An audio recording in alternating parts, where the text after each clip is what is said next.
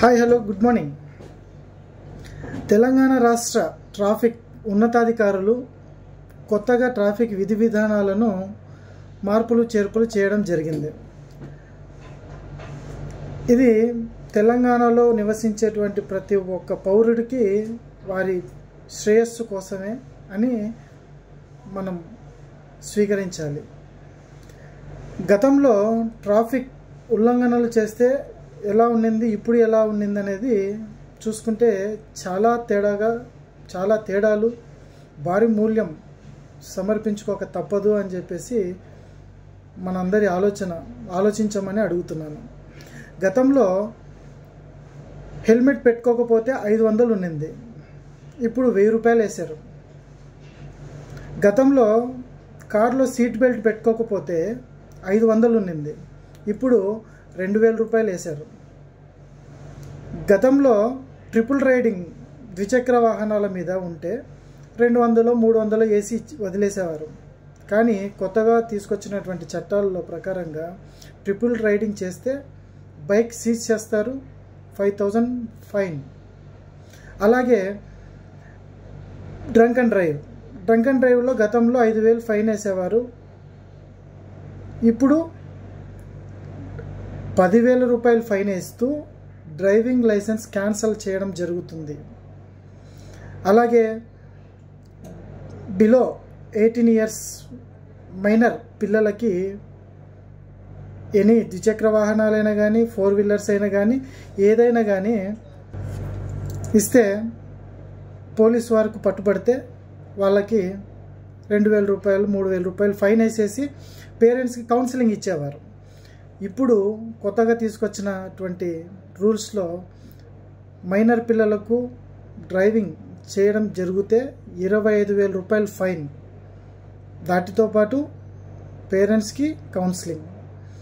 అలాగే traffic signal jump అవుతే ఇంతకుముందు 500 ఉండింది, అలాగే ఇప్పుడు 2000 రూపాయలు చేశారు.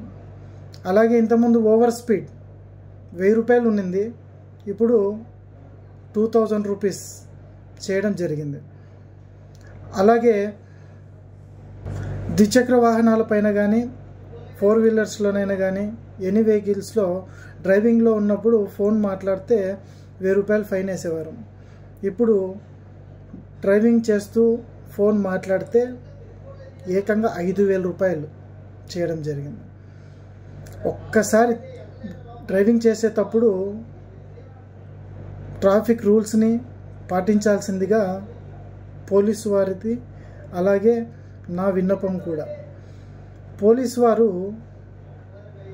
రేయనగా పగులనగా రోడ్లపైన ప్రజలను చూస్తూ ప్రజలు వాళ్ళ ఇంటికి సురక్షితంగా వెళ్ళాలి అని చెప్పేసి వారు కఠోర శ్రమ వృధా కాకుండా చేయాలి అని చెప్పేసి ఇటువంటి రూల్స్ తీసుకొని వచ్చారు. ప్రతి ఒక్కరూ పాటించాలి.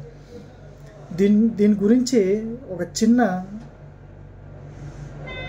కథ అనుకోండి, ఇంకోటి ఏదన్నా అనుకోండి. అమ్మ కడుపులో నుంచి మనం రావాలని అంటే 9 నెలలు వెయిట్ చేసాం.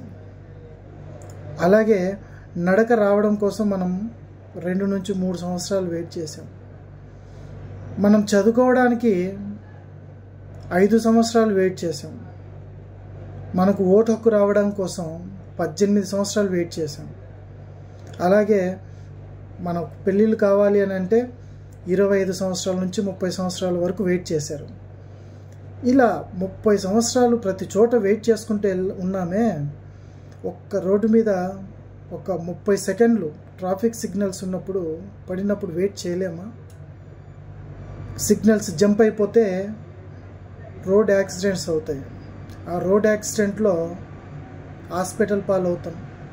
హాస్పిటల్ పాలైనప్పుడు హాస్పిటల్ బెడ్ల మీద నెల రోజులు వెయిట్ చేస్తాము, 2 నెలలు వెయిట్ చేస్తాము, 6 నెలలు వెయిట్ చేస్తాము, ఏకంగా సంవత్సరాలు పట్టొచ్చు. కాబట్టి సిగ్నల్స్ జంప్ అవ్వద్దండి. ముందర వెళ్ళేవాడు వెళ్ళనివ్వండి, వెనకల నిదానంగా వెళ్దాం. మన ఇంటికి మనమంటూ ముఖ్యం కదా.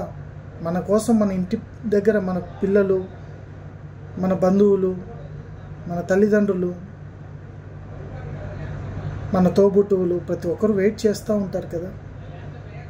కాబట్టి రోడ్ల మీద ప్రయాణించేటువంటి ప్రతి ఒక్క వాహనదారుడికి జాగ్రత్తగా డ్రైవింగ్ చేయండి, ట్రాఫిక్ రూల్స్ని పాటించండి, మీరు సురక్షితంగా మీరు ఇళ్లకు చేరండి. పోలీస్ శాఖ తరపున తెలంగాణలో ఒక పౌరుడిగా, ఆంధ్ర రాష్ట్రాల పౌరుడిగా మీ అందరికీ ఒక విన్నపం, మీరందరూ ట్రాఫిక్ రూల్స్ పాటించాలని, చాలా జాగ్రత్తగా ఉండాలని కోరుకుంటూ మనస్ఫూర్తిగా నేను మీ మౌలిని. మీకు ఈ వీడియో కానీ నచ్చితే షేర్ చేయండి, లైక్ చేయండి. Thank you.